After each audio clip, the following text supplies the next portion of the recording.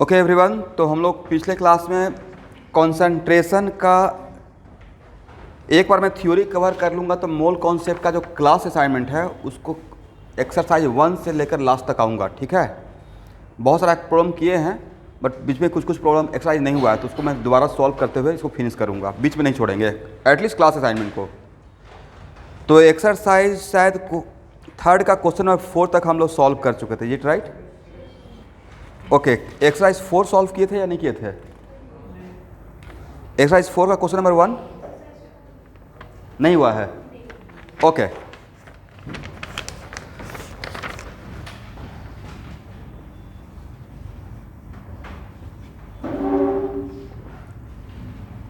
हम लोग सॉल्व कर रहे हैं कॉन्सेंट्रेशन टॉपिक का। ये शायद आप लोग को क्लास असाइनमेंट में पेज नंबर 9 में मिलेगा मोस्ट लाइकली। उसमें एक्सरसाइज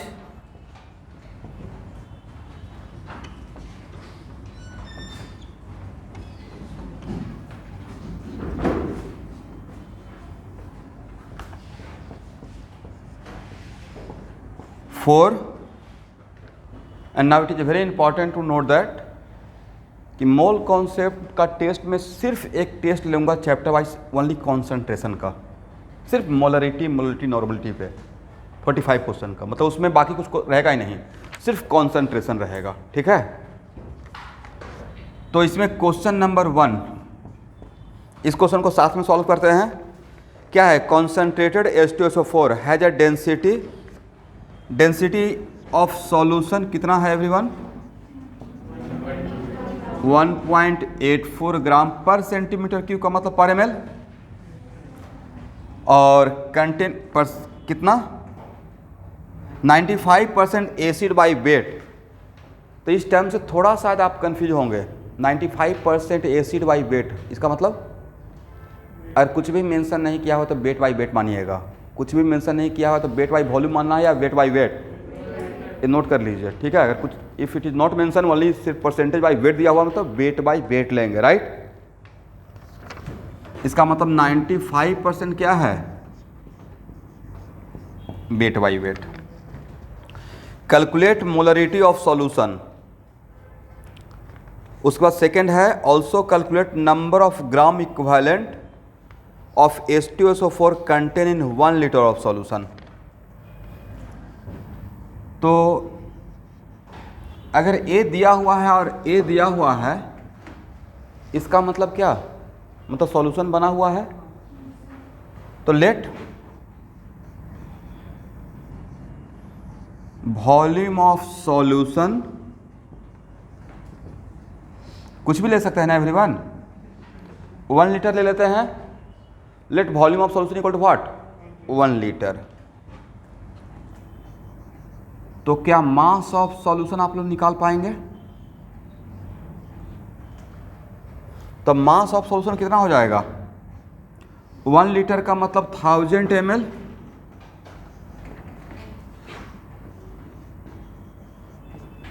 वन 1.84 ग्राम पर ml। ml और ml आपस में कैंसिल आउट, कितना हो जाएगा? 40 gram. Okay, then what is the mass of H2SO4? H2SO4 मेरा यहाँ पे सॉल्यूट है। ठीक है, H2SO4 मेरा यहाँ पे क्या है? सॉल्यूट। तो सॉल्वेंट क्या रहेगा? डिफॉल्ट में solvent is not mention, then solvent is water, then mass of H2SO4 equal to what? 1840 into 95/100। क्या डायरेक्ट रेट लिख लें इस इंफॉर्मेशन से? क्या इसको कैलकुलेट करके बता सकते हैं कितना वैल्यू होता है?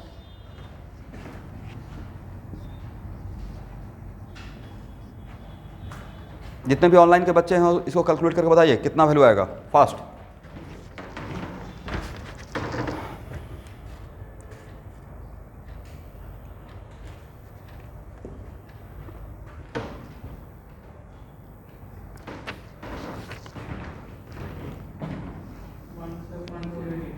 कितना? इसका मतलब ए वैल्यू आ गया mass of H2SO4 equal to 1 7 1.48 gram ना। Then number of mole of H2SO4 कितना 1748 और डिवाइड बाई 98 कर दें, कितना होगा?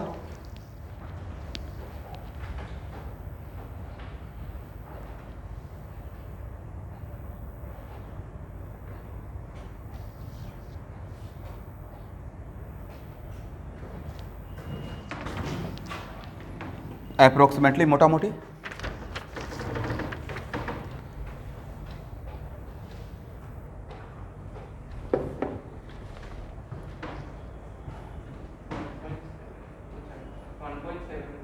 1.7 नहीं 17.83 आना चाहिए मोटा मोटी। देखिए तो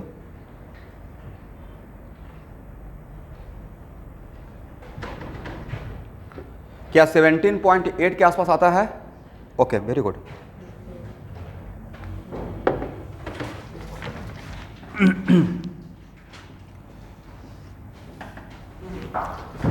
ओके स्टूडेंट, अब मोलरिटी का डिफिनेशन एक बार बोल दीजिए, आंसर आ जाएगा।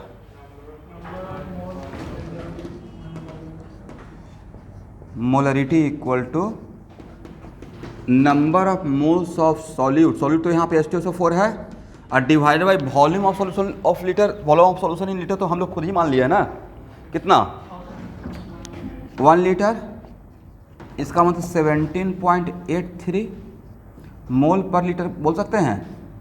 मोल किसका, लीटर किसका, मोल सॉल्यूट का, लीटर सॉल्यूशन का। तो देखिए तो आंसर आ गया फर्स्ट का। ओके और कितना बढ़िया से आपको समझाए थे, if reaction is not mention तो H2SO4 का हम लोग n फैक्टर कितना लेंगे, वेरी गुड। तो मोलरिटी निकल गया तो नॉर्मलिटी आपसे नहीं निकल जाएगा। What the relation between molarity and normality, very good. तो normality equal to molarity into, बहुत दिमाग शांत करके अगर बनाइएगा तो बिल्कुल आंसर आ जाएगा, घबराना नहीं है, ठीक है। इंटू 2 मल्टीप्लाई कीजिएगा तो कितना हो जाएगा, 6 हो जाएगा, 8 दूनी 16 हो गया, 35.66 N। यही तो आंसर है, करेक्ट। मतलब मोलरिटी या नॉर्मलिटी दोनों में से कोई एक निकल जाएगा तो दूसरा निकल जाएगा, just by knowing the value of n factor. चलिए हम लोग का एक क्वेश्चन बन गया, बट इसी में अगर इतना मेहनत किए हैं तो कुछ और निकाल लेते हैं, ठीक है ना। तो कॉन्सेंट्रेशन के टर्म, अच्छा मान लेते हैं एवरीवन,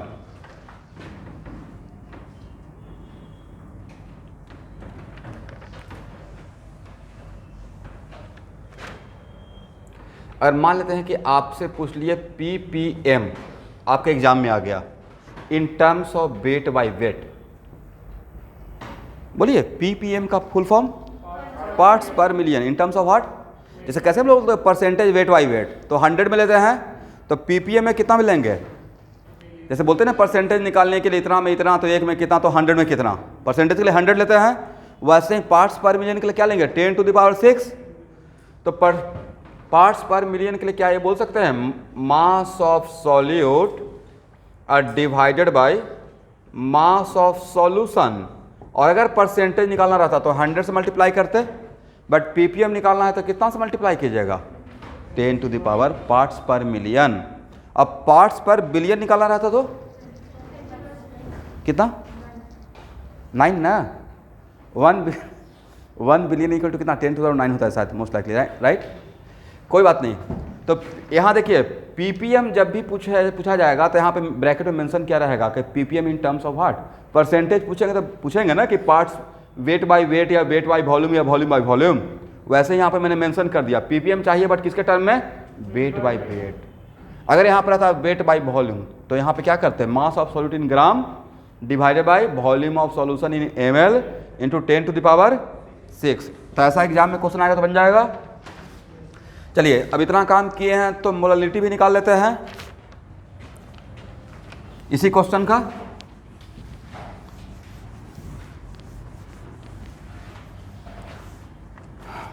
मोलरिटी का क्या डिफिनेशन होता है, डिफिनेशन बोलना है सिर्फ, number of moles of solute mass of solvent in KG. अब यहाँ देखिएगा number of moles of solute तो आप निकाल चुके हैं, देखिए तो सही है 17.83 दिस वन। और मुझे करेक्ट कीजिएगा अगर कहीं पर गलत होगा तो।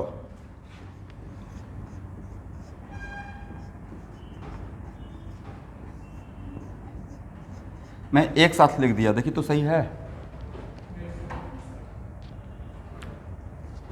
आपको देखना है, मैंने इस डायरेक्ट आंसर लिख दिया, सही है या गलत है आप पकड़िए कि मैंने क्या किया। ये था मास ऑफ सॉल्यूशन, एग्री। ये था मास ऑफ सॉल्यूट, तो सॉल्यूशन में से सॉल्यूट का मास को माइनस कीजिए तो मास ऑफ सॉल्वेंट, और तो ग्राम में था, कितना से डिवाइड करेंगे तो केजी में आ जाएगा। कमिंग तो वही तो काम किया हूँ, डायरेक्ट हो गया। इसका यूनिट क्या रहेगा? मोल पर केजी, एग्री। और क्या पूछा जा सकता है एवरीवन? अगर इसी में आपसे पूछे परसेंटेज वेट बाई वॉल्यूम तो क्या नहीं निकल जाता? परसेंटेज वेट बाई वॉल्यूम के लिए डायरेक्ट यहाँ देखिएगा, मैं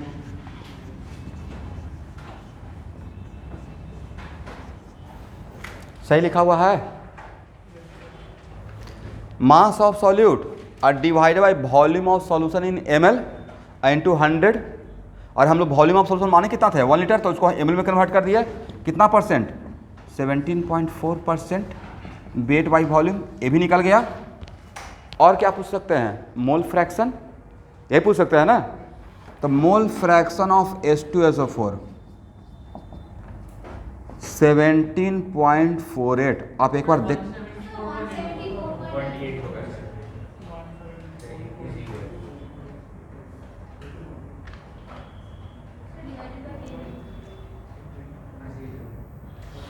कितना हो जाएगा?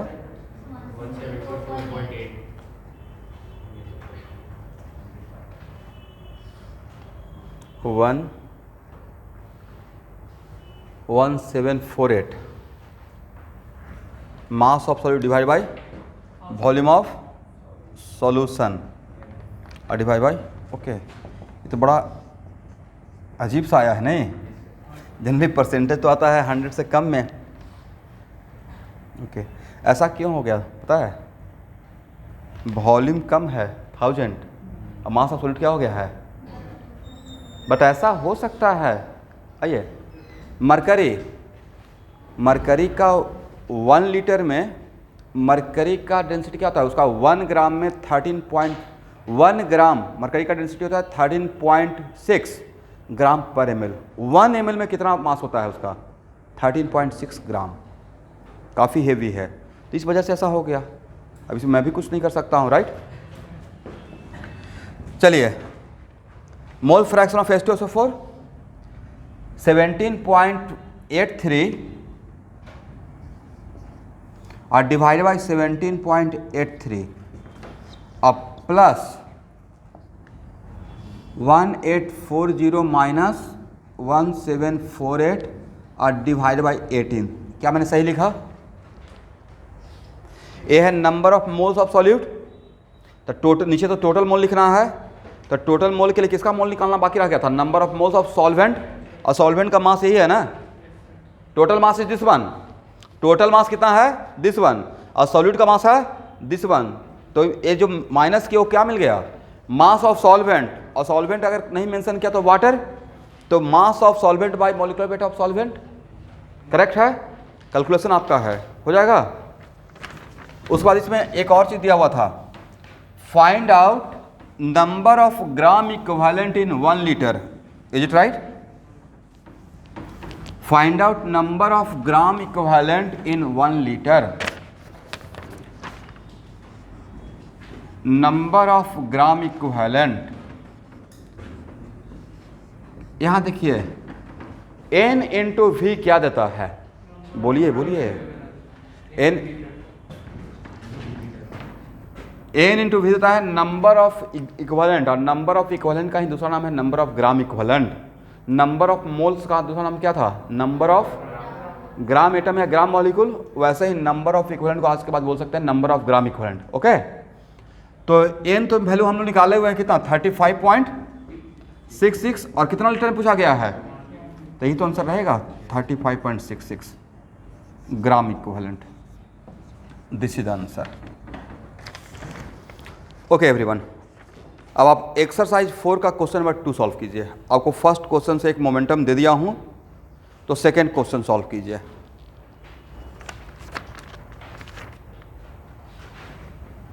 सब लोग ट्राई करेंगे क्लासरूम में जो भी बैठे हुए हैं।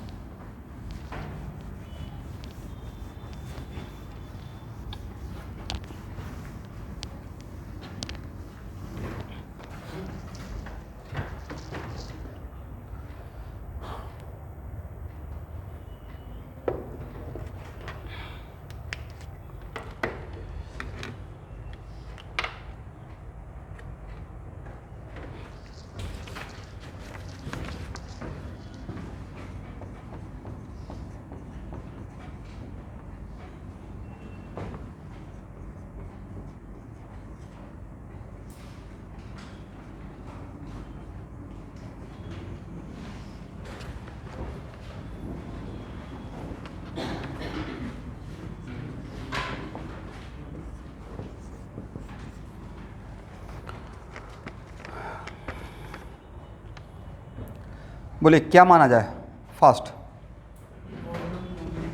डेंसिटी ऑफ सॉल्यूशन तो दिया हुआ है, कितना है एवरीवन? Okay very good. अब परसेंटेज बाय वेट बोला हुआ है तो उसको क्या मान लेंगे? 21%। तो यहाँ पे let volume of solution equal to 1 litre सबसे बढ़िया रहेगा मानना हम लोग के लिए 1 लीटर।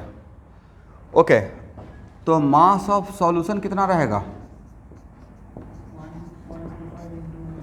1 लीटर का मतलब 1000 ml और डेंसिटी कितना दिया हुआ है 1.25 और AML में AV ग्राम पर ml में तो क्या बोल सकते हैं 1250 gram 1250 gram, is it right? Then mass of magnesium carbonate is the solute, is it right? तो उसका मास कितना रहेगा थोड़ा आप लोग बोला कीजिए साथ में, बोल सकते हैं 21/100, 21% weight by wait, total weight का 21%। इसको कैलकुलेट करके बताइए कितना होता है फास्ट, कितना 60 262.5 ग्राम। बाकी लोग भी तो एक बार देख लीजिए तो सही है। Okay very good. Then number of moles of magnesium carbonate कितना होगा? तो मैग्नीशियम कार्बोनेट का मॉलिक्यूलर वेट कितना होता है?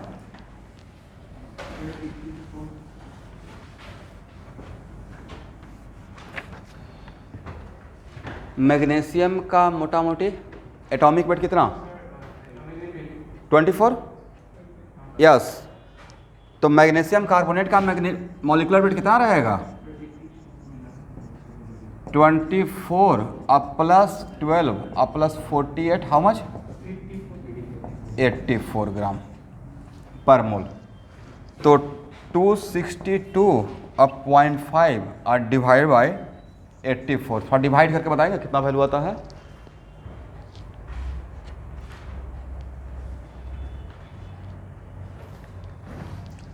थ्री पॉइंट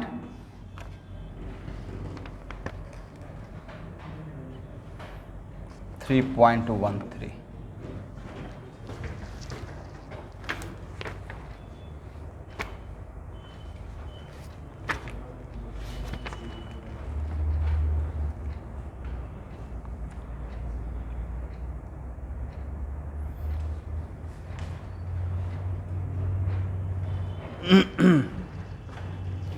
ओके अब एक मिनट, मोलरिटी बता सकते हैं?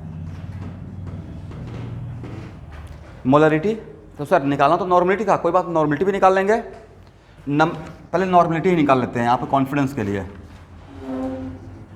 नंबर ऑफ मोल पता चल गया तो क्या नंबर ऑफ इक्विवेलेंट बता सकते हैं? What is the relation between number of mole and number of equivalent? Yes. Salt का एन फैक्टर निकालने के लिए क्या सिखाया था? Total unit of positive charge या नेगेटिव चार्ज, राइट। तो मैग्नीशियम कार्बोनेट में total unit of positive charge कितना है? 2। बोल सकते हैं ना, मैग्नीशियम कार्बोनेट। सबको रिप्लाई करना है, चुप रहने से काम नहीं चलेगा। मैग्नीशियम कार्बोनेट को ऐसे ब्रेक करके देख सकते हैं, मैग्नीशियम 2+ और कार्बोनेट 2-। इसका मतलब इसका एन फैक्टर कितना लेंगे सॉल्ट का, सिखाया गया है ना। तो n factor of magnesium carbonate equal to 2। तो नंबर ऑफ मोल अगर आपको पता हो गया तो क्या नंबर ऑफ इक्विवेलेंट के लिए 3.13 इंटू 2 कर लीजिएगा। How much? 6.26। तो नॉर्मलिटी का डेफिनेशन होता क्या है? Number of equivalent, right. कभी अगर एग्जाम में सब्जेक्टिव पेपर होता है, अगर आपका स्कूल के एग्जाम में, बिल्कुल ऐसे ही सिस्टमैटिक सॉल्व कीजिएगा ताकि कॉपी चेक करने वाले को पता चले कि आप कर क्या रहे हैं। Number of equivalent divide by volume of solution in litre. Number of equivalent कितना? 6.26 और divide by 1। Correct answer is 6.26 n। Answer correct कर लीजिएगा वहाँ पे, आंसर यहाँ पे मिसप्रिंट हो गया है। करेक्ट आंसर मैं मिला लिया हूँ, ओरिजिनल सोर्स में 6.26 ही है, ठीक है। आंसर करेक्ट कर लीजिए।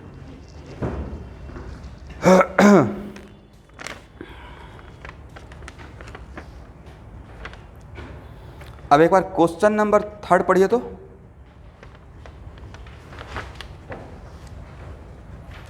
अब सब लोग सॉल्व कीजिए। आपको 5 मिनट टाइम देता हूं, 5 मिनट में इसका आंसर आ जाना चाहिए आप लोग से। क्वेश्चन नंबर 3, एवरीवन, जितने भी क्लासरूम में बैठे हुए हैं सबका कॉपी चेक करूंगा। Total time is 5 minute. Question number 3,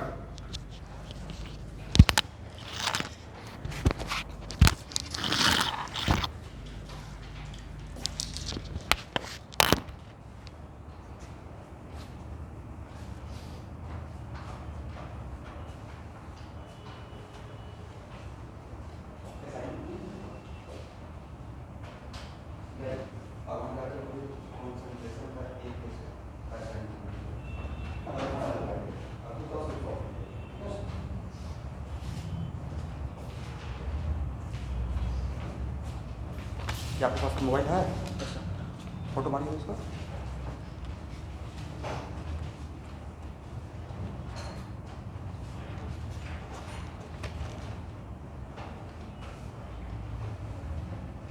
इस तरह बैठकर इसको क्वेश्चन पेपर बनाइए। क्वेश्चन 3,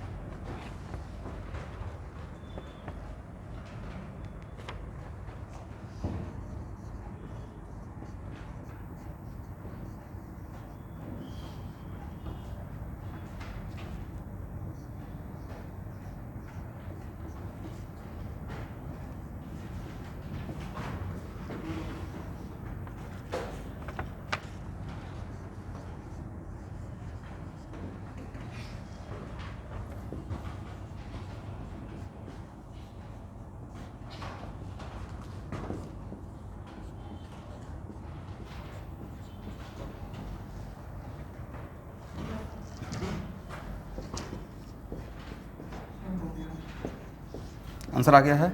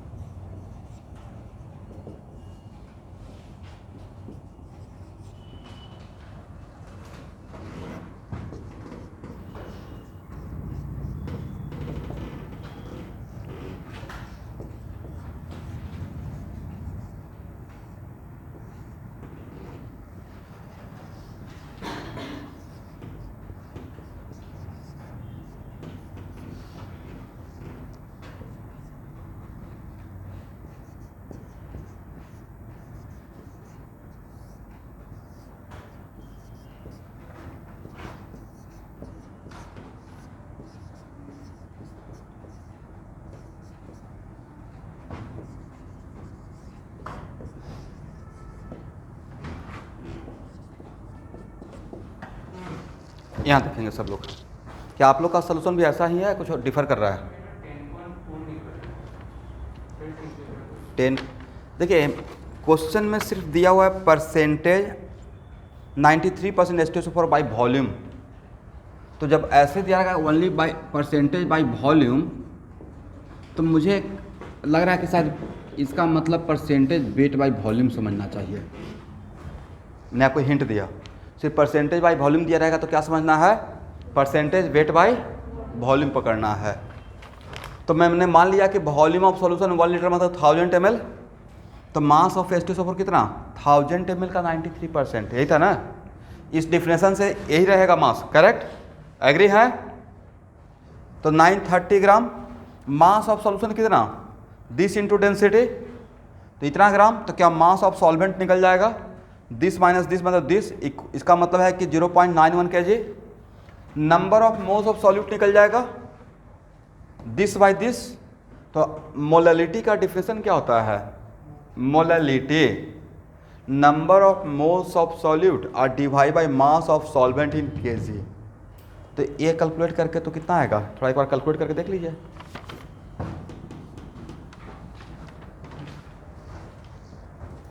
एक बार क्रॉस चेक कीजिए कैलकुलेशन का। हाँ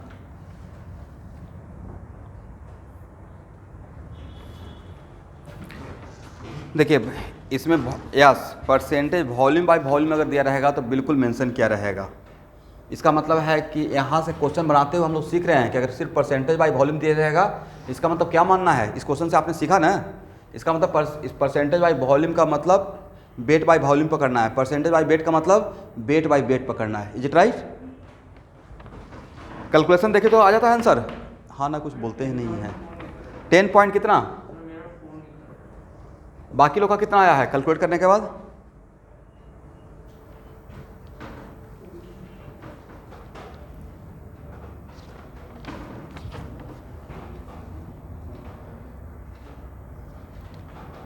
आंसर है 10.42 ओरिजिनल सोर्स में।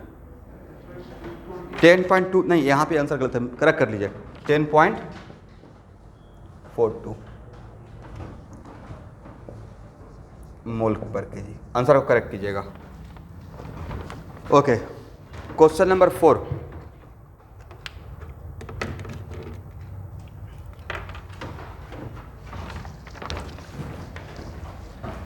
जिनसे बन गया बहुत अच्छी बात है, जिनसे नहीं बना है प्लीज इसका स्क्रीनशॉट ले लीजिए।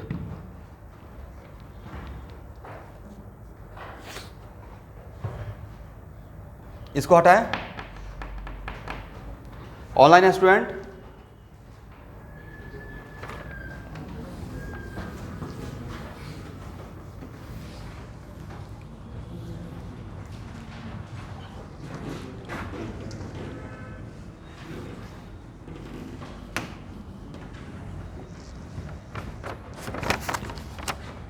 ओके,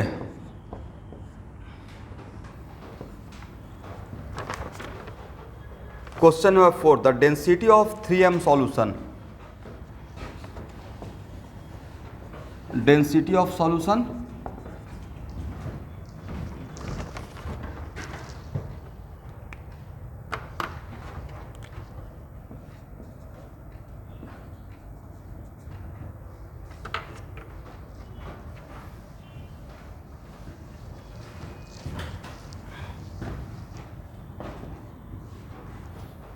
कितना दिया हुआ है?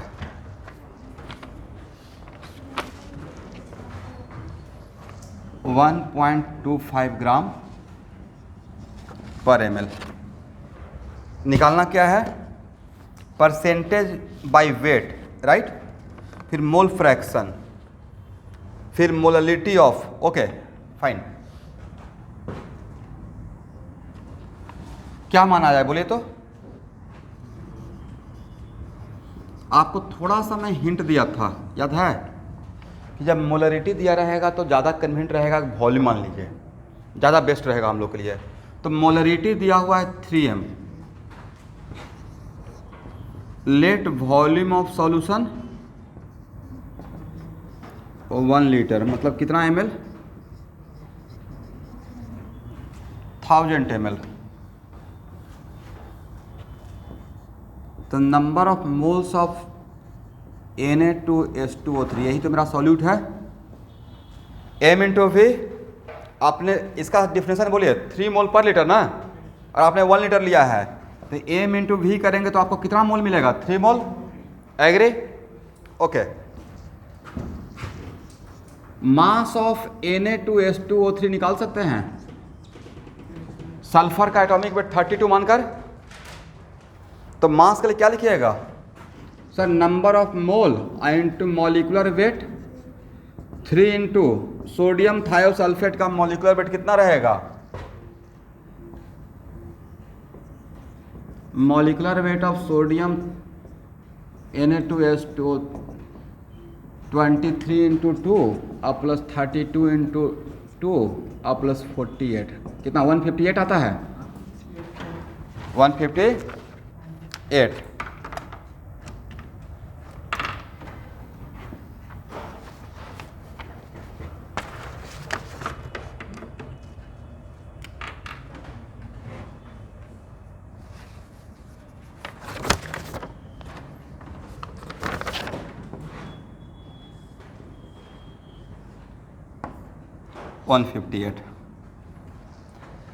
चलिए यहाँ पे कैलकुलेट कर लेंगे आप लोग।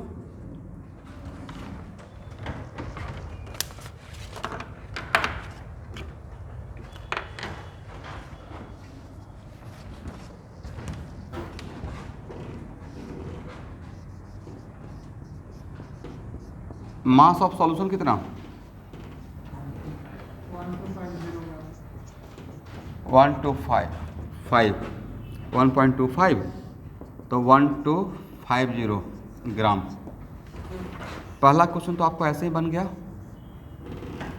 Percentage weight by wait how much? Mass of solute 3 into 158 और divide by total mass of solution into 100। Calculate करके बताएं आंसर कितना आता है।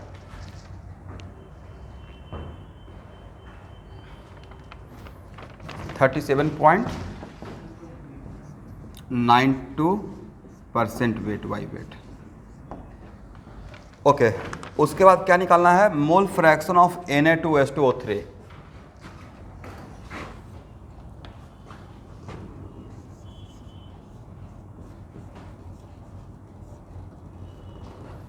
यहां से क्या आप मास ऑफ सॉल्वेंट निकाल सकते हैं? सॉल्यूट का मास पता है और सॉल्यूशन का मास पता है, तो इसमें से इसको माइनस कर देंगे तो बचेगा किसका मास? सॉल्वेंट। 1250 माइनस 3 इंटू 158 कितना आता है? थोड़ा कैलकुलेट करके बताइए तो फास्ट।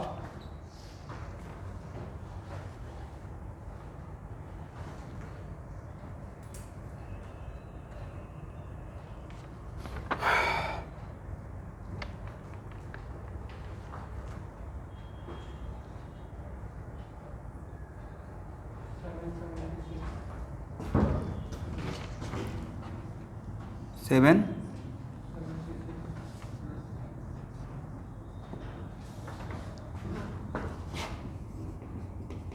क्या तो यहाँ पे number of moles of water निकल जाएगा? How much? 776 और डिवाइडेड बाय कितना? 18।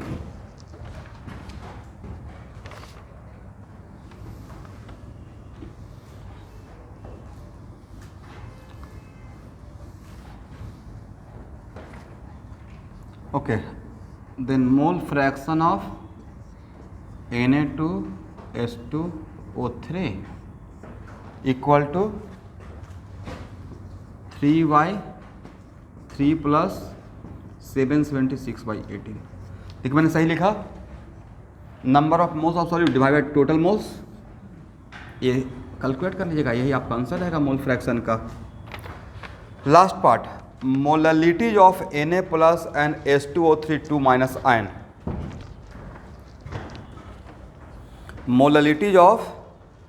मोलैलिटी सोडियम थायोसल्फेट का पूछ रहे हैं या सोडियम का और सल्फेट आयन, थायोसल्फेट आयन का? अलग आयंस का पूछ रहे हैं, नॉट सोडियम थायोसल्फेट का, राइट। यहाँ तक हो गया आप लोग का। ओके, मास ऑफ सॉल्वेंट निकाल चुके हैं, कितना 776 केजी में कितना रहेगा 0.776 केजी, इज इट राइट? इस पार्ट को हटाएं।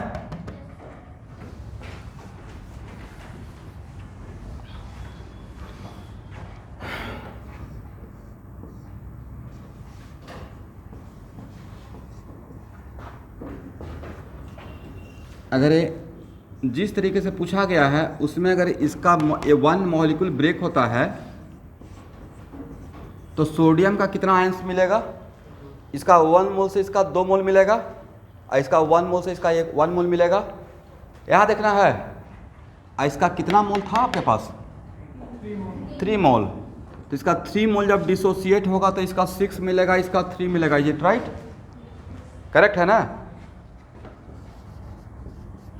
Then molality of Na plus, मतलब मुझे इंडिविजुअल Na प्लस का मोलैलिटी चाहिए, तो फार्मूला तो सेम ही रहेगा, number of moles of Na plus, agree, और divided by mass of solvent, और सॉल्वेंट क्या है 0.776 केजी, 0.776 मतलब 6/0.776, या डिवाइड कीजिए तो 6 में 0.776 से कितना आता है? Do it fast.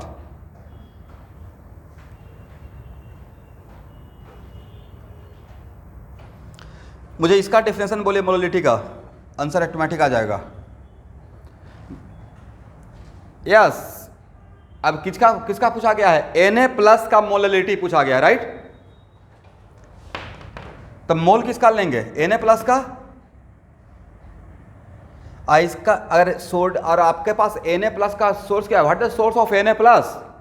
Sodium thiosulphate. तो इसका 1 मॉलिक्यूल कितना आयन देगा सोडियम प्लस का? 2। तो इसका 3 मोल कितना देगा? 6 मोल। इसका 3 मोल कितना देगा? 6 मोल। और इसका 3 मोल इसका कितना देगा? 3 मोल। तो आपके पास सॉल्यूशन में Na प्लस का मोल कितना है? 6 ना।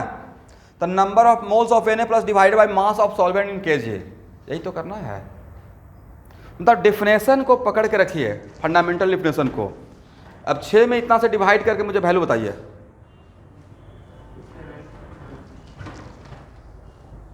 कितना था? 7 पॉइंट, आंसर है 7.732।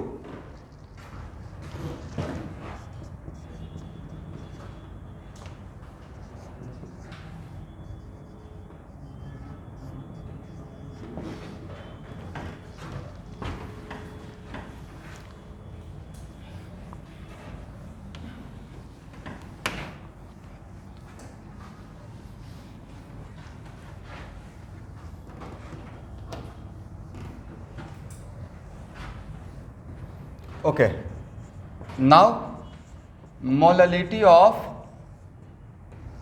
H2O3 2 माइनस, तो डिफिनेशन तो सेम ही रहेगा ना, number of moles of H2O3 और divide by mass of solvent in KG 3/, अब इसको डिवाइड कर लीजिए, 3 को इतना से डिवाइड कीजिए, कितना आता है? Do it fast.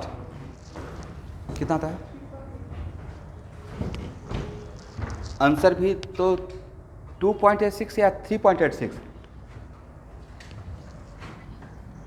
3.86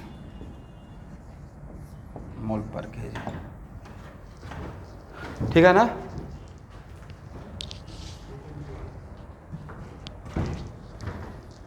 okay everyone, question number 5।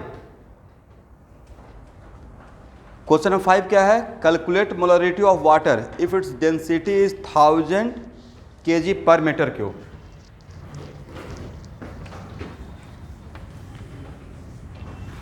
ये तो बहुत आसान क्वेश्चन है।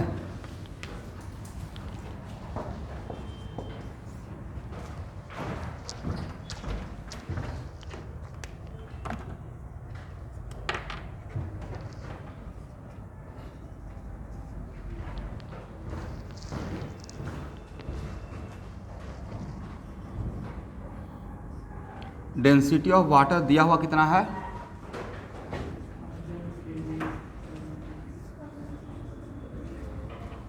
थाउजेंड kg पर मीटर क्यूब, राइट। क्या इसको लिख सकते हैं 1 ग्राम पर ml? कन्वर्ट करेंगे तो kg को ग्राम में कन्वर्ट कर लीजिए तो 1000 से मल्टीप्लाई कर लीजिएगा, और 1 मीटर की इक्वल टू कितना लीटर? 10⁶ लीटर। तो आपको आ जाएगा 1 ग्राम पर ml। Is it right? अब चलिए कुछ तो वॉल्यूम मानना पड़ेगा। Let volume of water equal to 1 litre, मतलब 1000 ml। तो 1 लीटर वाटर में वाटर का कितना मास? वेरी गुड, 1000 ग्राम। तो 1 लीटर में number of moles of water कितना होगा? 1000/18 कितना? 55.56। डिवाइड कीजिएगा तो इतना ही आएगा। तो मोलरिटी ऑफ वाटर कितना हो जाएगा?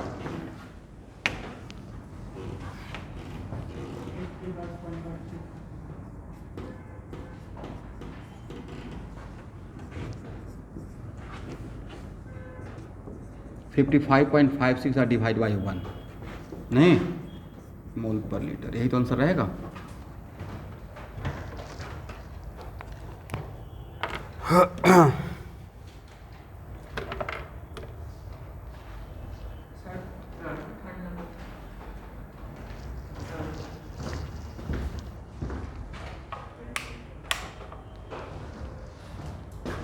ओके एवरीवन, तो एक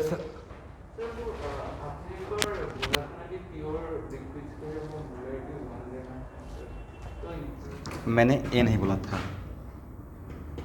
मैंने बोला था कि प्योर लिक्विड का एक्टिव मास, जब प्योर लिक्विड रहेगा तो उस लिक्विड का मोलरिटी अलग रहेगा, और जिसमें जब बॉक्स लगाएंगे जिसको होता है एक्टिव मास। तो अगर ऐसे ये पूछते हैं बॉक्स लगाकर, मतलब एक्टिव मास ऑफ वाटर, और वाटर अगर प्योर लिक्विड है तब इसका वैल्यू 1 पकड़ेंगे। तो जब प्योर लिक्विड के लिए मोलरिटी अलग हो जाएगा और एक्टिव मास अलग हो जाएगा after applying this box, correct. ये ऐसी बंद कर दिया, सबको ठंडा लग रहा है, करेक्ट। तो यहाँ पे पूछा क्या गया है? एक्टिव मास ऑफ वाटर या मोलरिटी। लेकिन डाइल्यूट जहाँ पे सॉल्यूशन रहेगा, क्या रहेगा? तो सॉल्यूशन के टाइम पे एक्टिव मास या मोलरिटी सेम ही रहता है। और इसको बहुत तरीके से समझाऊंगा जब मैं आपको केमिकल इक्विलिब्रियम पढ़ाते रहूँगा, ठीक है, रेगुलर क्लास में। तो अभी के लिए क्या पूछा गया था? अब यहाँ पे पूछते what the active mass of pure water, तब क्या बोलना है? 1, राइट।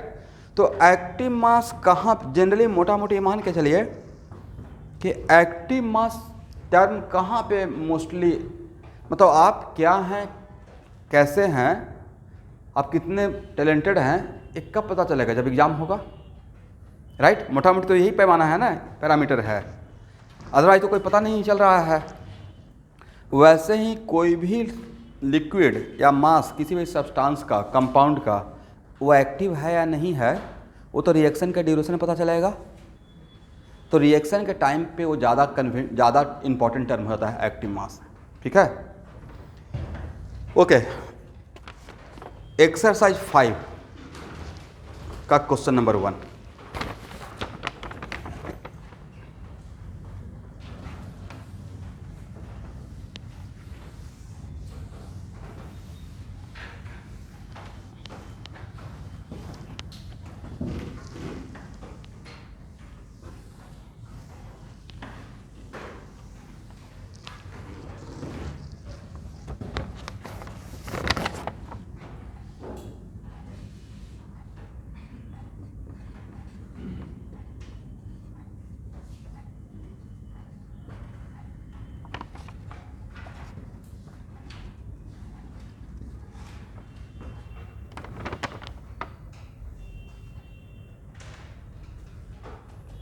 ये तो बहुत आसान है क्वेश्चन, है ना। To what volume must 50 ml of this be diluted in order to make 2m। आपने तक कि m1 v1 equal to m2 v2, है ना। m1 v1 before dilution, correct. और टू व्हाट वॉल्यूम, एक मिनट देखिए, ऐसे तो इंग्लिश का टर्म आप मुझसे ज़्यादा अच्छे से समझते हैं, बट टू व्हाट वॉल्यूम का मतलब हुआ कितना वॉल्यूम तक डाइल्यूट करके जाएंगे। अगर एक क्वेश्चन रहता how much extra volume of solvent added, तब क्या करते हैं, V2 निकाल कर V2 माइनस V1 करते, है ना। तो क्वेश्चन का सेंटेंस समझ में आ जाएगा। बट अभी क्या था, टू व्हाट वॉल्यूम मतलब कहाँ तक लेकर जाएंगे। तो ये है before dilution must be equal to what, after dilution. But it is very important to note that अगर यहाँ पे ml है तो दिस इंटू दिस तो मिलीमोल हो गया, तो आंसर भी आपका किस में आएगा, ml में आएगा। Is it right. तो 50 इन 3 इन 3.5, ये तो बहुत आसान था, into 50 equal to 2 into V2, V2 हो जाएगा 3.5 इंटू 50/2 ml। निकाल लीजिएगा ना,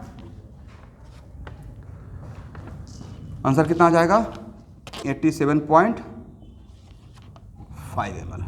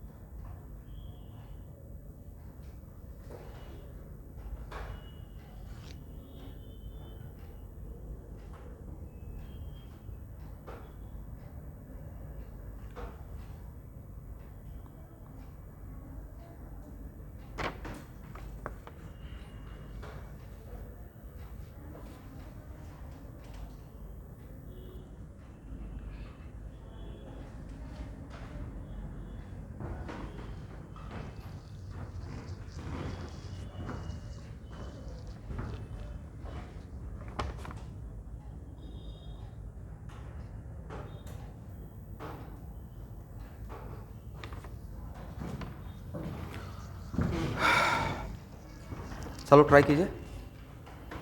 क्वेश्चन है how many ml of concentrated H2SO4 of a specific gravity 1.84 containing 98% H2SO4 solution by weight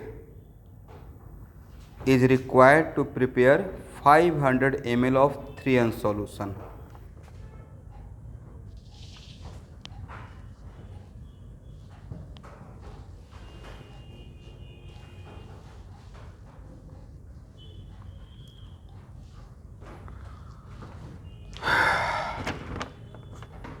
एक काम करते हैं, इसमें उल्टा चलते हैं।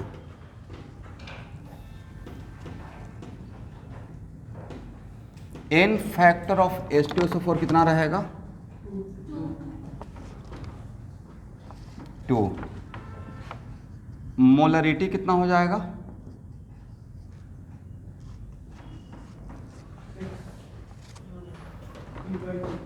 नहीं सही तो बोल रहे हैं, मोलरिटी इक्वल टू कितना हो जाएगा 3/2, करेक्ट है ना।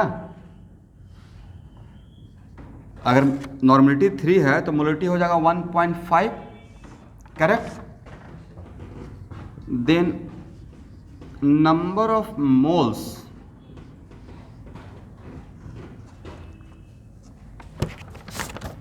एक मिनट,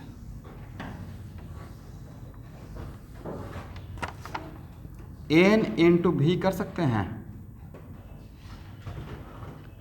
मतलब मैं पीछे से चल रहा हूँ।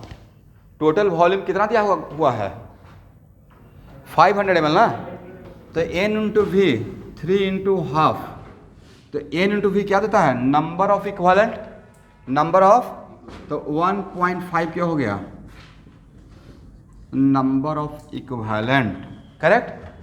मान लेते हैं कि कुछ वॉल्यूम हम लोग लिए होंगे H2SO4 का, उसी को डाइल्यूट करके 500 ml बना लिए होंगे, करेक्ट। तो 3 इंटू हाफ इक्वल टू 1.5, ये हो गया number of equivalent. Then number of mole कितना रहा होगा, तो number of mole equal to 1.5 by number of equivalent को कितना से डिवाइड करेंगे तो नंबर ऑफ मोल मिल जाएगा n फैक्टर से।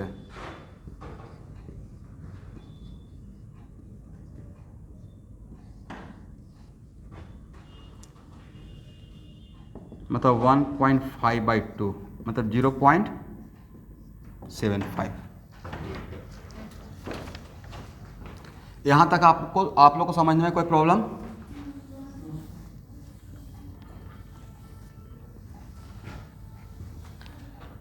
अब इतना मोल के लिए it is very important to note that, मैंने क्या बोला था, concentration does not depend on quantity of solution, but मान लेते हैं कि 1 ड्रॉप सॉल्यूशन का टेस्ट करते हैं या पूरा ग्लास का टेस्ट करते हैं, टेस्ट तो सब मिलेगा, बट 1 ड्रॉप और पूरा ग्लास में डिफरेंस क्या रहेगा, amount of solute, amount of, तो यहाँ पे तो अमाउंट ऑफ सॉल्यूट है ना, नंबर ऑफ मोल्स क्या हो गया अमाउंट ऑफ, तो क्या कितना भी वॉल्यूम लेंगे तो सेम अमाउंट ऑफ सॉल्ट मिलेगा या डिफरेंट मिलेगा।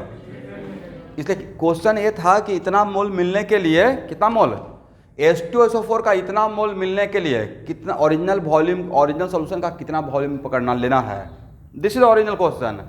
ये नहीं पूछा गया है कि कॉन्सेंट्रेशन, अगर कॉन्सेंट्रेशन रहता तो हम लोग कुछ भी वॉल्यूम मान लेते हैं, बट क्वेश्चन है कि अगर मेरा सॉल्यूशन 500 ml का है जिसका नॉर्मलिटी इतना है, तो उसके लिए ओरिजिनल जब जहाँ से हम लोग स्टार्ट किए हैं, हो सकता है इसको डाइल्यूट करके यहाँ तक लाए होंगे, मुझे नहीं पता है, राइट।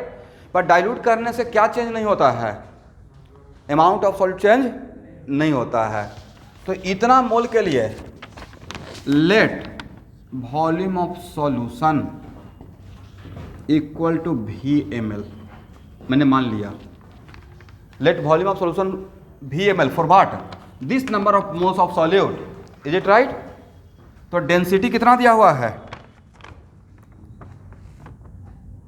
अच्छा डेंसिटी नहीं दिया हुआ है, दिया हुआ है ना, यस। तो मास ऑफ सॉल्यूशन कितना हो जाएगा, mass of solution equal to 1.84, देखिए तो इतना लिख सकते हैं everyone, gram volume into density, ml और ml आपस में कैंसिल हो जाएगा, इसमें मास ऑफ H2SO4 कितना रहेगा, तो दिया हुआ percentage by wait 98% solution by wait, मतलब वेट बाई वेट, तो 1.84 V इंटू 98/100, इतना ग्राम H2SO4 है। यहाँ तक सबको समझ में आ गया है, करेक्ट। तो number of moles of H2SO4, ये जो VmL ले रहे हैं, इस VmL में मुझे इतना ही मोल चाहिए होगा according to language of the problem, is it right. तो number of moles of H2SO4 equal to क्या लिख सकते हैं, 1.84 V इंटू 98/100 और divide by 98, mass of solute divide by molar mass, mass of solute divide by molar mass, 98 और 98 आपस में cancel, और ये वैल्यू किसके बराबर मैच करना चाहिए, 0.75 के बराबर, करेक्ट है ना। इसका मतलब है from equation second and first, from equation second and first,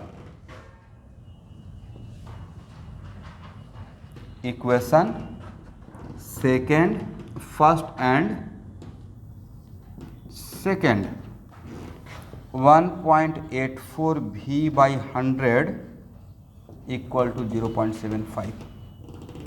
then v equal to 0.75 into 100 और डिवाइड बाई 1.84, मतलब 75/1.84। और यहाँ पे भी आपने एम एल में माना है तो आंसर भी एम एल में आएगा। तो 75 को 1.84 से डिवाइड करके देखिए तो आंसर आता है, आ गया है। Very good. तो क्वेश्चन का लैंग्वेज समझ में आ गया ना कि मैंने कुछ ओरिजिनल सोल्यूशन लिया था। यहाँ देखिए this is the original solution. Original solution क्या था, कितना आया 40 ml, उसी को डाइल्यूट करके क्या कर दिए थे 500 ml। और 500 ml करने के बाद नॉर्मलिटी ये आया होगा। तो डाइल्यूट करने से अमाउंट ऑफ सॉल्यूट तो चेंज नहीं होगा, करेक्ट। तो एक क्वेश्चन था, इसको घर पे जाके दोबारा एक बार बनाइएगा। सबको समझ में आ गया है?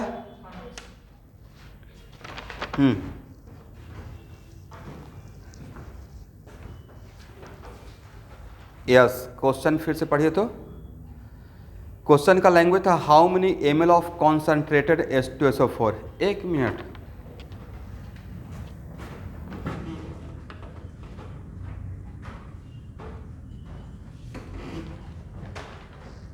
देखते हैं मार्केट से टचुट ऐसा ना हो, लेकिन कभी कभी कोई सिरप खरीद के लाते हैं ना पीने के लिए।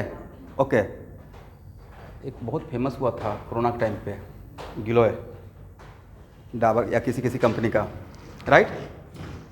तो कोई सिरप लेकर आए, उसमें पहले से थोड़ा वाटर मिला हुआ होगा, थोड़ा तो रहेगा वाटर, राइट। क्या प्योर इसको पीते हैं आप? बहुत कड़वा होता है भाई। तो यहाँ पे मान लेते हैं एक कॉन्सेंट्रेटेड है, आप क्या बोलेंगे सर बहुत कॉन्सेंट्रेटेड है, इसमें थोड़ा वाटर मिला देंगे, राइट, करेक्ट है। अब जिनको समझा रहे हो हाँ ना बोलते रहिएगा। यस, तो मान लेते हैं कि V1 ml आपको लेना है, बट टेस्ट बहुत ख़राब था तो उसको V2 ml बना दिए, करेक्ट। बट इसका V1 ml में जो मेन सॉल्यूट था और V1 से V2 ml बना दिए, तो मेन जो सॉल्यूट था, सॉल्यूट का क्वांटिटी चेंज होगा? नहीं होगा, सॉल्यूट का क्वांटिटी तो सेम रहा। तो क्वेश्चन तो कितना क्रिस्टल क्लियर बोला हुआ है। क्वेश्चन है कि how many ml of concentrated H2SO4, रुक जाना है अब, मतलब जो ओरिजिनल जो H2SO4 कॉन्सेंट्रेटेड था उसका कितना ml लेंगे, जिसका कॉन्सेंट्रेटेड H2SO4 का डेंसिटी उस टाइम का कॉन्सेंट्रेटेड का सब कुछ दिया हुआ है, और उस सारा information is required to prepare, और उसी जितना ml भी लेंगे उसी से मुझे क्या बनाना है, जितना ml भी लेंगे उसी को मुझे कितना ml बना देना है 500 ml। तो this is the case of what, dilution. This is the case of dilution. तो बिफोर डाइल्यूशन और आफ्टर डाइल्यूशन क्या क्वांटिटी ऑफ सॉल्यूट चेंज होगा? तो मैंने आफ्टर डाइल्यूशन नंबर ऑफ मोल निकाल लिया 0.75, करेक्ट। और बिफोर डाइल्यूशन मैंने इसका ले लिया VML, कितना ml? VML, यही तो पूछा गया था। और यहाँ का number of moles of solute और इसमें number of moles of solute अलग रहेगा या सेम रहेगा? सेम रहेगा। बहुत सिंपल सा question, this is also question of dilution, okay. तो भाई इंग्लिश अच्छा कर लीजिए सब लोग, बड़ा क्रिस्टल क्लियर लैंग्वेज, इतना आसान तो दिया हुआ है। एक रहता है कि बहुत टफ फोनेटिक्स यूज कर रहे हैं तो नहीं समझ में आता। चलिए कोई बात नहीं, अब तो समझ में आ गया। चलिए एक्सरसाइज 6। हाँ,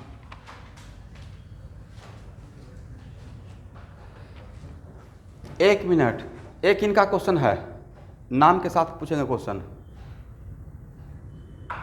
क्या? हाँ, साया कश्यप। बहुत साल पहले हम लोग पढ़े थे स्पेसिफिक ग्रेविटी, आप ही लोग तो पढ़ाए हैं बैच में। What the meaning of specific gravity? अब जो ऑनलाइन में है सब लोग रिप्लाई कीजिए। स्पेसिफिक ग्रेविटी कहाँ पे पढ़ाया था? मोल कॉन्सेप्ट में एक पूरा एक क्लास ले रहा था जिसका नाम था डेंसिटी, और डेंसिटी को दो पार्ट में डिस्ट्रीब्यूट किए थे, राइट। एक था एब्सोल्यूट डेंसिटी और एक था रिलेटिव डेंसिटी, और रिलेटिव डेंसिटी को दो पार्ट में किए थे। One of the relative density for gas to gas, gas का गैस के रेस्पेक्ट में, जिसका नाम बोले थे वेपर डेंसिटी, राइट। और एक था relative density of solid and liquid, और उसके लिए रेफरेंस लिए थे density of water at 4 degree C, correct. तो स्पेसिफिक ग्रेविटी स्पेसिफिक ग्रेविटी क्या है? Relative density for solid and liquid, और उसका किसी भी का भी स्पेसिफिक ग्रेविटी मान लो H2SO4, तो क्या लिखिएगा? Density of H2SO4 are divided by density of water at 4 degree C। क्या मैं सही बोल रहा हूँ? तो स्पेसिफिक ग्रेविटी का मतलब क्या? रिलेटिव डेंसिटी, बट किसके रेस्पेक्ट में? रिलेटिव टर्म तो किसी के रेस्पेक्ट में रहेगा। तो ये तो पढ़ाया हुआ था साया, कैसे भूल गए? अब इसका वैल्यू तो 1 ग्राम पर एमएल है, तो शॉर्टकट में आपको सिखाया क्या था कि स्पेसिफिक ग्रेविटी में ग्राम पर एमएल से मल्टीप्लाई कर देंगे तो वही उसका डेंसिटी बन जाएगा। Is it right?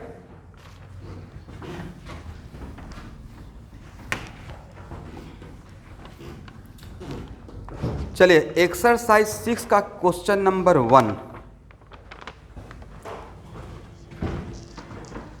लेकिन उसमें क्वेश्चन में थोड़ा सा मिस्टेक है, उसको पहले करेक्ट कीजिए। ओरिजिनल क्वेश्चन में है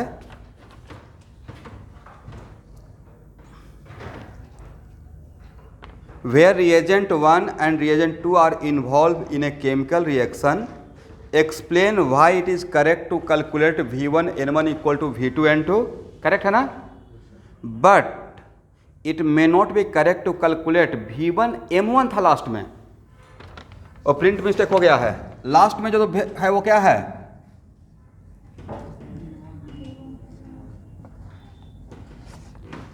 करेक्ट करने के बाद आपको नहीं था कि थ्योरी में ही मैं डील कर दिया हूं। क्वेश्चन समझ में आ गया आप लोग को?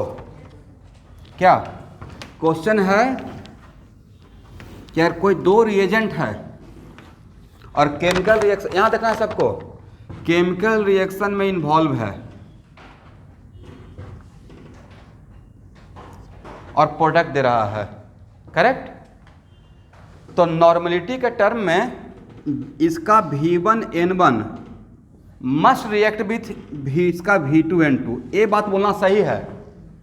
वजह according to law of chemical equivalence, right? Law of chemical equivalence क्या कहता है? लॉ ऑफ केमिकल इक्विवेलेंस में रिएक्शन का कोफिशिएंट पे डिपेंड, इसका 1 इक्विवेलेंट इसका 1 इक्विवेलेंट से, तो V1 N1 क्या है? Number of equivalent. तो जितना इक्विवेलेंट इसका रहेगा उतना ही इक्विवेलेंट से इसका रिएक्ट करेगा। तो एक करेक्ट है कि अगर दो रिएजेंट आपस में रिएक्ट कर रहा है तो इसका दिस वन इसका इतना से ही रिएक्ट करेगा। अगर इसका वैल्यू 10 है तो इसका 10 इक्विवेलेंट इसका 10 इक्विवेलेंट से। बट V1 M1 का मतलब हुआ नंबर ऑफ मोल्स, क्या है? तो इसका क्या है बोल सकते हैं? इसका 10 मोल इसका 10 मोल से। नंबर ऑफ मोल्स जहाँ पे आ गया तो it depends on stoichiometric coefficient, right? तो इसका आंसर तो आप खुद से एक्सप्लेन कर सकते हैं। करेक्ट कर लिया आप लोग? लास्ट लाइन कलेक्ट कर लीजिएगा, V1 N1 नहीं है, क्या है? V1 M1 equal to V2 M2। इसको मैं थ्योरी क्लास में ही डील कर लिया हूँ। क्वेश्चन नंबर 2 बनाइए।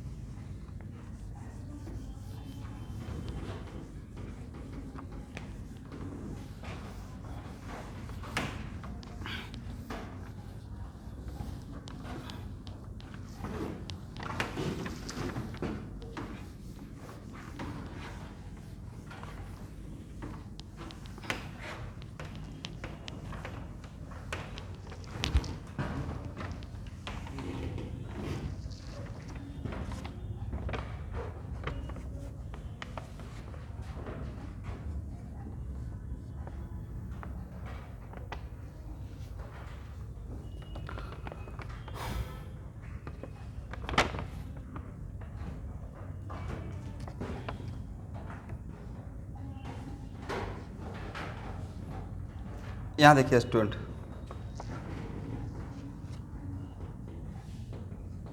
अब इस टाइप का क्वेश्चन में कि सर H2SO4 रिएक्शन दिया हुआ नहीं है, बट ये बोला गया है कि H2SO4 react with NaOH, right?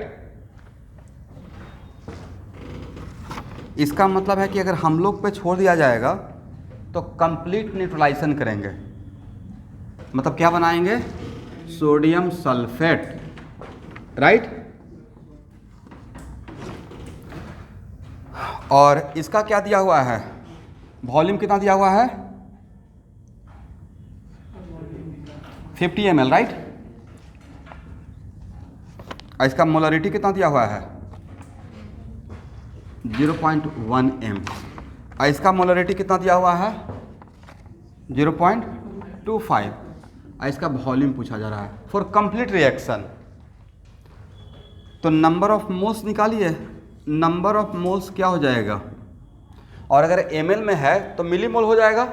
इसका कितना millimole, fast this into this how much 5, पूरा बात बोलिए, मिलीमोल। तो भाई इसका 2 मोल के लिए यहाँ देखना है, इसका 2 मोल के लिए इसका कितना मोल 1 मोल। तो इसका 1 मोल के लिए इसका कितना मोल हाफ मोल। तो इसका 5 मिलीमोल के लिए इसका कितना मोल 2.5। इसका मतलब this into this equal 2.5 millimole होना चाहिए। एग्री। तो क्या बोल सकते हैं number of number of millimole. Online student समझ में आ गया।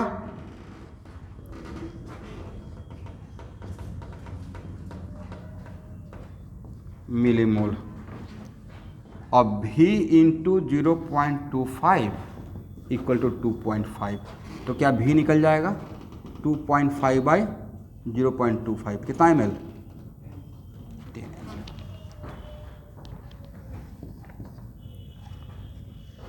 एक्सरसाइज 6 का, ठीक है ना।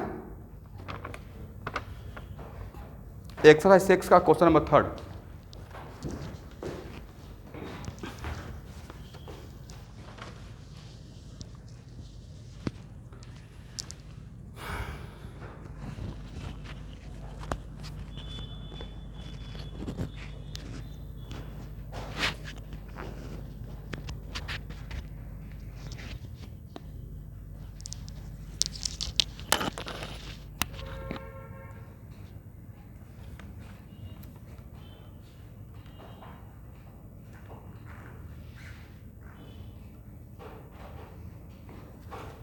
पहले आप लोग लैंग्वेज को समझिए इस क्वेश्चन का।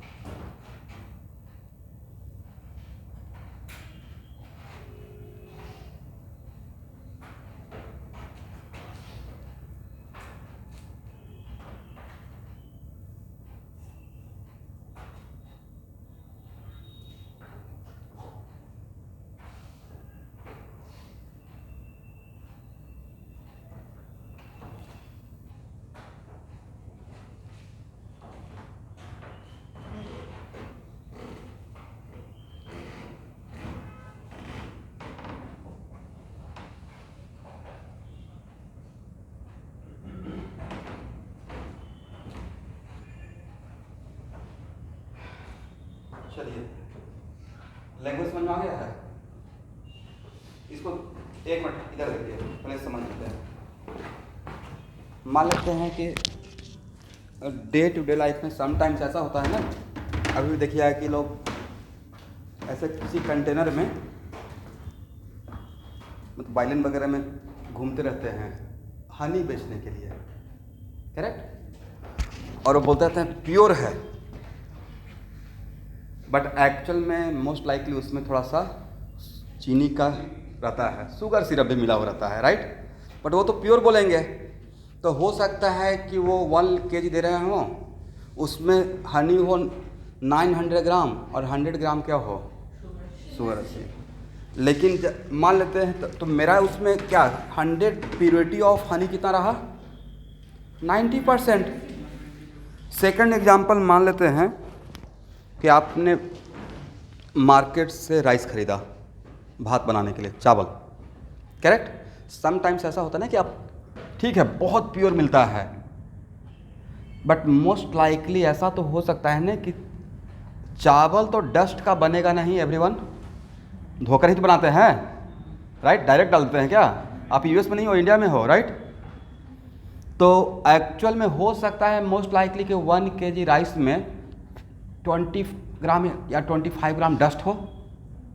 आपके माइंड में तो चलेगा कि मैंने 1 kg का राइस बना रहा हूँ, बट राइस कितना का बनेगा? जो प्रोडक्ट बनेगा वो 1 kg का बनेगा या जितना डस्ट था उसको छोड़कर? डस्ट तो चल गया भाई पानी के साथ, करेक्ट।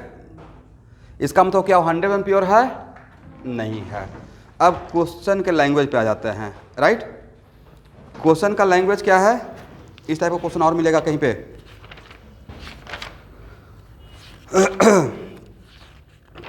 क्वेश्चन का लैंग्वेज है what is the purity of concentrated H2SO4, density 1.8 ग्राम पर ml। If 5 ml of this, 1 minute, 5 ml of this, तो बोला गया है कॉन्सेंट्रेटेड H2SO4 और उसका वॉल्यूम कितना है दिया हुआ है ना एवरीवन,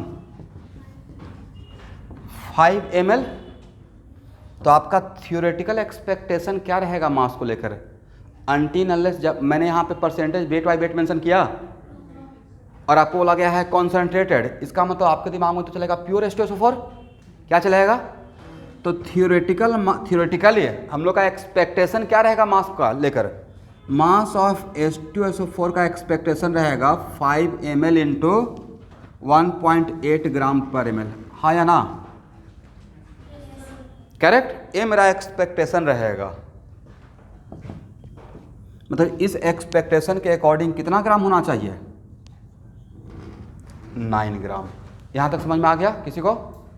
जब तक परसेंटेज वेट बाई वेट नहीं दिया हुआ है कॉन्सेंट्रेटेड H2SO4 का, तो खुद से क्या मानिएगा? 100% H2SO4, राइट।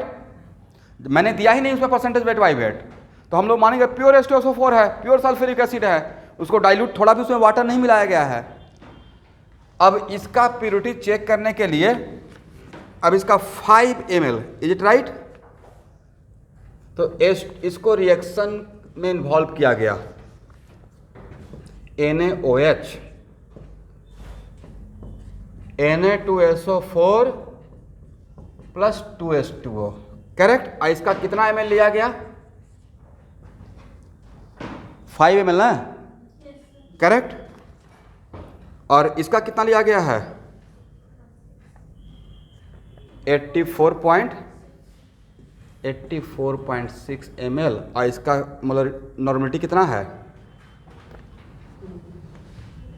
नॉर्मलिटी 2 है, करेक्ट एवरीवन। तो क्या नॉर्मलिटी, चलिए कोई बात नहीं है,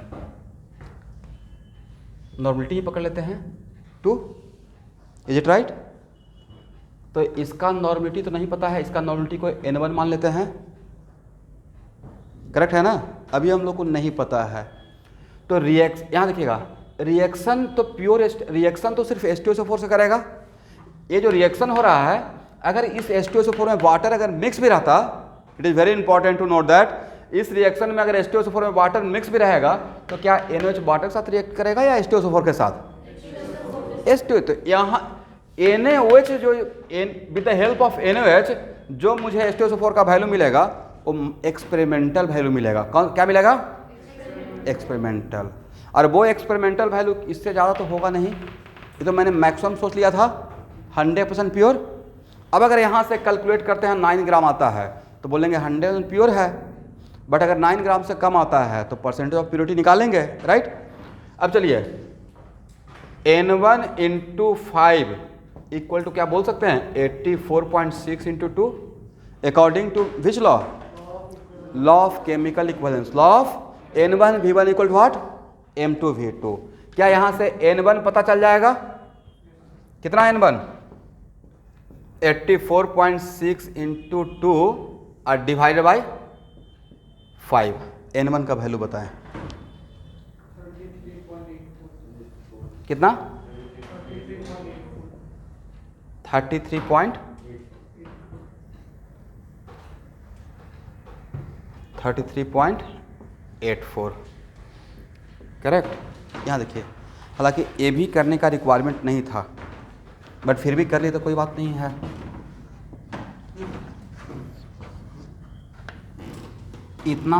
इतना से ही काम चल जाता।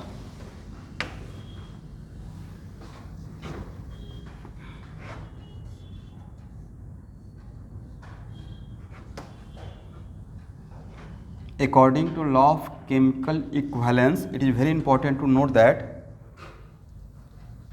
N1, क्योंकि N1 तो निकालने के लिए बोला नहीं गया है, अरे इसका नॉर्मेटिव पूछा था तब हम लोग बोलते हैं, बट N1 इंटू V1, और V1 कितना 5 ना, equal to what, this into this, और इसका एक क्या है, this into this equal to what, जल्दी बोलिए, नंबर ऑफ मिली इक्वलेंट है, नॉट इक्वलेंट, ml में लिए हैं, राइट। ये क्या है, नंबर ऑफ इक्वलेंट या number of milli equivalent, number of milli equivalent. इसको इक्वलेंट में कन्वर्ट करने के लिए 1000 से डिवाइड करना पड़ेगा, ये राइट। तो इसका इसको इक्वलेंट में कन्वर्ट कर पाएंगे, ये क्या हो गया, क्या मैंने सही लिखा, वजह, अगर मुझे नॉर्मलिटी पूछा जाता है H2SO4 का तब निकालते हैं N1 का वैल्यू, मुझे तो बस दिस इंटू दिस, ये है V1, तो मुझे तो इसका बस नंबर ऑफ इक्वलेंट से मतलब था, तो number of equivalent of H2SO4 required equal to this one, यहां तक आ गए। और इस रिएक्शन में H2SO4 का n फैक्टर कितना, 2, करेक्ट ना। n factor of H2SO4 equal to कितना है, यहां तक सबको समझ में आ गया है, ये आज का लास्ट प्रॉब्लम रहेगा, ठीक है ना। तो इक्विवेलेंट वेट निकल जाएगा, equivalent weight equal to what, 98/2, मतलब कितना 49।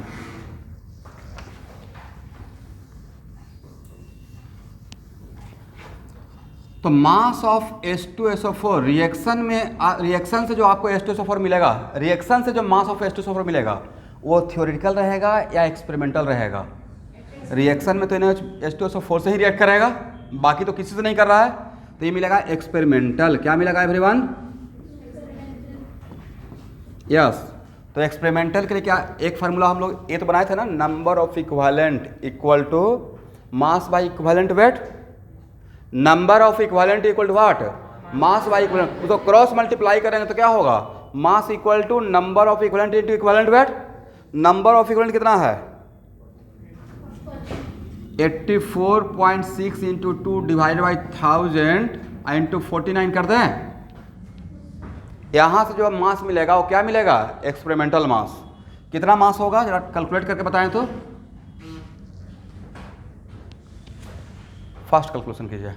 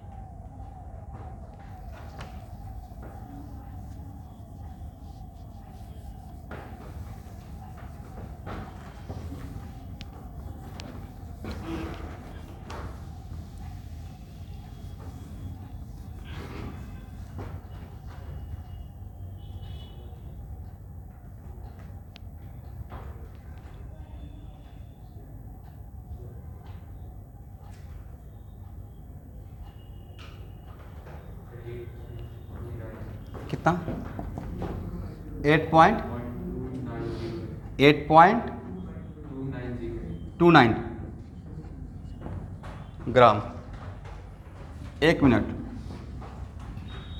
तो परसेंटेज प्योरिटी ऑफ H2SO4 के लिए क्या हम बोल सकते हैं, experimental divided by theoretical, correct. Theoretically हम लोग के दिमाग में क्या चल रहा था, जब कुछ नहीं मेंशन किया होता तो 100%, राइट। तो थ्योरेटिकली कितना होना चाहिए था, 9 ग्राम। एक्सपेरिमेंटल कितना आया है, तो परसेंटेज ऑफ प्योरिटी ये रहेगा 8.29 डिवाइड बाई 9 इंटू 100, मतलब 829/9। डिवाइड करके देखिए तो कितना आंसर आता है,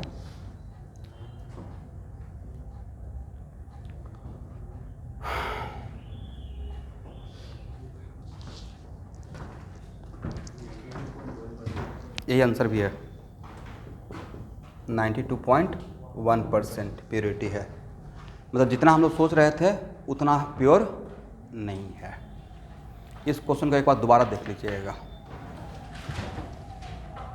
प्योरिटी से परसेंटेज में बोल सकते हैं कि कुछ अलग भी होता है। क्या बोले, प्योरिटी मतलब परसेंटेज में हो सकता है कि मोलैरिटी हो सकता है। नहीं, प्योरिटी जनरली क्या रख, देखिए प्योरिटी का मतलब होता है कि एक्सपेरिमेंटल डिवाइड बाय एक्सपेक्टेड। तो प्योरिटी निकालने के लिए मास के टर्म में भी निकाल सकते हैं, मोल के टर्म में भी निकाल सकते हैं। Number of moles experimental divide by number of moles theoretical. जो आपका एक्सपेक्टेशन है वो थ्योरेटिकल रहेगा। एक्सपेक्टेशन कहाँ पे रहेगा, पेपर पे कैलकुलेट कीजिएगा, कोई काम करना स्टार्ट कीजिएगा तो be positive, we are very hopeful people. आप कोई काम कर रहे हैं तो आप तो एक्सपेक्टेशन नहीं लेके चलते हैं ना कि 720 में 720 आ जाए नीट में, राइट। इतना होपफुल है। अब ठीक है, उसमें थोड़ा इफ एंड बट हो गया, बट अगर अच्छे से काम करते रहिएगा तो 80% भी रहेगा तो काम चल जाएगा आपका। वैसे ही मान लेते हैं कि कोई आपने कंपनी कारखाना सेटअप किया, इंडस्ट्री, और आपका एक्सपेरिमेंट थ्योरेटिकल एक्सपेक्टेशन है, बहुत लोग को, बहुत सारे इंजीनियर को बैठा दिए कि एक दिन में इतना प्रोडक्शन होना चाहिए, बट आपको नहीं पता था कि उसमें कुछ महा लेजी लोग भी आ जाएंगे जो ब्रेक लेंगे, हाफ एन आवर ब्रेक को 1 आवर में कन्वर्ट कर देंगे। तो आपने जो सोचा बहुत अच्छा सोचा है, इतना देर का ब्रेक रहेगा, इतना देर काम होगा, इतना प्रोडक्शन होगा, वो आपका क्या था, एक्सपेक्टेशन। एक्सपेरिमेंट, कभी कंपनी बंद हो गया, कभी इलेक्ट्रिसिटी नहीं है, तो उस तरीके से वो हो गया एक्सपेरिमेंटल। तो परसेंटेज ऑफ प्रोडक्शन वहाँ से निकाल लेंगे, expected divide by theoretical into what, 100। वैसे percentage of purity experimental divide by theoretical. तो क्वेश्चन का लैंग्वेज ही पता चल जाएगा कैसे पढ़ना है। अभी नहीं कि हर क्वेश्चन में ऐसे ही सॉल्व करना है, डिफरेंट क्वेश्चन का डिफरेंट लैंग्वेज हो सकता है, बट थीम तो सेम रहेगा। तो देखिए अभी चलेगा प्रॉब्लम डिस्कशन, मतलब क्लास असाइनमेंट का जब मुझे लगा कि नहीं मैंने सफिशिएंट डिस्कशन कर दिया है, अब आपसे हो सकता है होम असाइनमेंट, तब छोड़ेंगे, ठीक है। तो अभी 1-2 क्लास और चलेगा। इसके बाद शुरू करूँगा गैसियस स्टेट में। मेरा प्लानिंग का पार्ट ये रहेगा कि मैं उसमें स्टार्ट करूँगा after mole concept gaseous state, correct. और गैसियस स्टेट के बाद मैं स्टार्ट करूँगा थर्मोकेमिस्ट्री थर्मोडायनेमिक्स, ठीक है ना। बट मुझे पता है कि तब तक आपका स्कूल का एग्ज़ाम भी आते रहेगा जिसमें पूछा जाएगा केमिकल इक्विलिब्रियम और आयनिक इक्विलिब्रियम। Don't worry. तो हर साल तो आता है स्कूल का एग्ज़ाम, तो पिछले साल मैं आपके सीनियर को पढ़ा चुका हूँ स्कूल के एग्ज़ाम के लिए केमिकल इक्विलिब्रियम और आयनिक इक्विलिब्रियम। बट आप लोग एकदम डिसिप्लिन वे में उसको देखते रहिएगा। तो पहले केमिकल बॉन्डिंग मैं ख़त्म करवाता हूँ आपसे, और उसके बाद जब केमिकल बॉन्डिंग, लेकिन केमिकल बॉन्डिंग उतना ही देंगे जितना स्कूल के लिए लगेगा, ठीक है। ऐसा नहीं कि वहाँ पे पढ़ाना स्टार्ट कर देंगे बैक बॉन्डिंग। तब रेगुलर क्लास में क्या पढ़ाएंगे। और अब बिकॉज मैं यहाँ पे लाइव नहीं आ रहा हूँ, तो मेरा एक्सपेक्टेशन आपके तरफ से 0% का रहेगा कि आप केमिकल बॉन्डिंग जानते हैं। मैं जानते हूँ स्कूल के लिए, मैंने नहीं पढ़ाया, हाथ खड़ा कर लिया, राइट। मैं सिर्फ सारा बात यहाँ पर पढ़ाऊँगा रेगुलर क्लास की तरह। उसके बाद वैसे ही आपका स्कूल के एग्ज़ाम के लिए मैं केमिकल इक्विलिब्रियम का हर वीक में 2-2 लेक्चर देते रहूँगा, और उसमें इतना कुछ पढ़ाया हुआ है कि आपका स्कूल का एग्ज़ाम बहुत आराम से निकल जाएगा। मच मोर थ्योरी भी और ऐसे प्रॉब्लम भी करवाया हुआ है। और वहाँ पे ही आयनिक का भी दे देंगे, और इधर गैसियस स्टेट और थर्मोकेमिस्ट्री पढ़ाते रहेंगे, क्योंकि फिजिकल केमिस्ट्री का ये सब बहुत हाईलाइटेड टॉपिक है। आपको लग रहा है कि अच्छा अभी तक तो मोल कॉन्सेप्ट चल रहा है, बट आप सही से देखिएगा तो ये आर सी मुखर्जी का 5 चैप्टर एक साथ है, करेक्ट। इसमें मैं 4 चैप्टर में भी हूँ, ठीक है। और वॉल्यूमेट्री का एनालिसिस जिसका दूसरा नाम है टाइट्रेशन, और उसी के अंदर इक्विवेलेंट वेट पढ़ाऊँगा बाद में क्लास 12th में जाकर, अभी नहीं चाहिए। तो जो जो चीज़ जहाँ पे छोड़ेंगे उसको मैं लिखवाते जाऊँगा। जिस दिन मोल कॉन्सेप्ट बाइंड अप करेंगे कि अभी के लिए रहने दीजिए इतना, तो वहाँ पे लिखवा देंगे कि इसके बाद अगर दोबारा मोल कॉन्सेप्ट की तरफ आएंगे, जिसका नाम दूंगा मोल कॉन्सेप्ट पार्ट सेकेंड। अगर सही से इंडिया लेवल का किसी स्टडी मटेरियल का पैकेज देखिएगा तो लोग मोल कॉन्सेप्ट को 2 पार्ट में डिवाइड करते हैं, मोल कॉन्सेप्ट फर्स्ट और mole concept second. Mole concept second में आता है रेडॉक्स रिएक्शन और टाइट्रेशन, वॉल्यूमेट्रिक एनालिसिस, मतलब equivalent weight, law of chemical equivalence, volumetric मतलब redox titration, iodometric titration etcetera. तो रिडॉक्स रिएक्शन वहाँ पढ़ा ही रहे हैं, तो उसके बाद बस थोड़ा ही और बचेगा तो उसको देखा जाएगा, ठीक है, पर पढ़ाया जाएगा सब कुछ A to Z। Chemical equilibrium chemical bonding के बाद